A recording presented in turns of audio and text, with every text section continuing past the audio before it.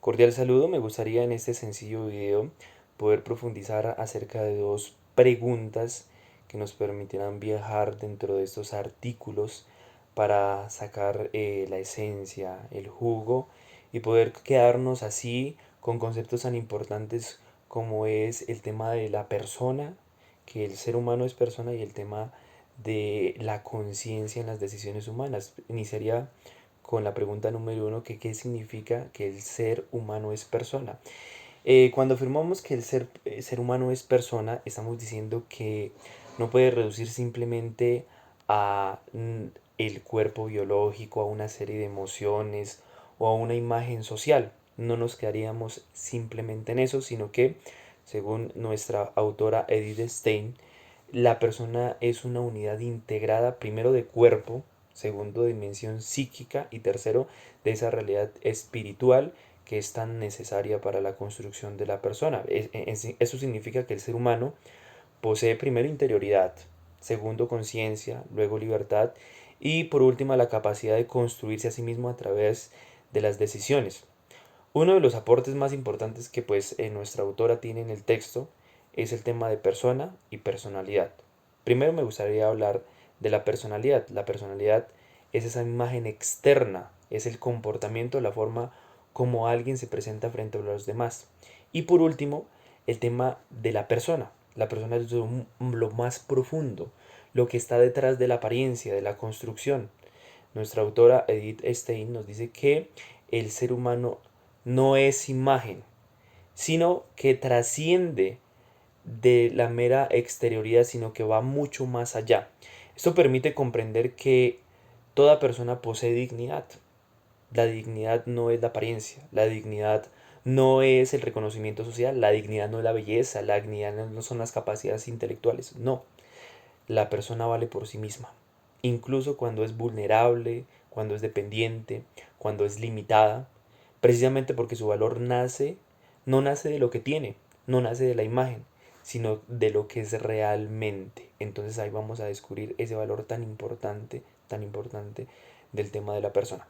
En segunda pregunta, para no alargarnos tanto, me gustaría hablar un poquito acerca del papel que cumple la conciencia en las decisiones humanas, porque la conciencia no es una emoción superficial que de una u otra manera te hace sentir bien, te hace sentir mal y quedarnos simplemente en eso. Aquí me gustaría tocar un poco acerca de lo que nos habla la señora Adela Cortina en el tema de la conciencia moral y no puede reducirse simplemente a las emociones, como yo les decía anteriormente, o a costumbres o a mecanismos biológicos, sino que implica una capacidad más profunda de autoobligación y de responsabilidad personal. En el artículo que maneja de la Cortina explica que algunas de las teorías naturalistas consideran que puede surgir como una especie de mecanismo evolutivo para garantizar la supervivencia entre los grupos y que la conciencia surge para evitar el rechazo social, para evitar la vergüenza y para evitar el castigo.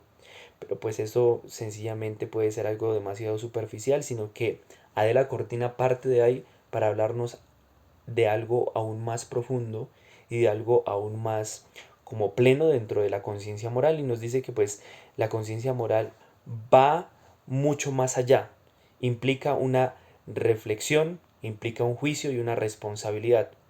Retoma una idea kantiana acerca de la autonomía moral. El ser humano es capaz de darse a sí mismo normas y reconocer los deberes.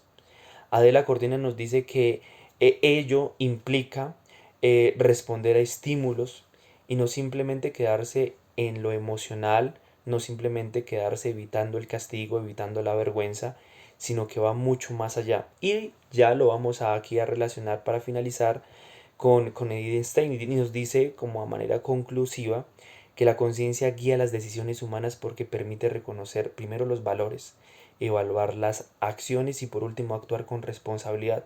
No solamente es emoción la conciencia, sino que la conciencia nos llevará a introducirnos dentro de las costumbres sociales, dentro de las expresiones de la libertad y en definitiva sobre la capacidad propia de la persona en el tema moral.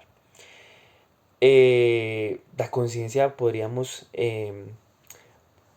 inundar este video con muchas más apreciaciones de la conciencia, pero me gustaría quedarnos simplemente con eso. Actuar no es actuar por instinto, por presión social, sino actuar desde las convicciones profundas que va construyendo el ser humano a través del tiempo, a través del tiempo.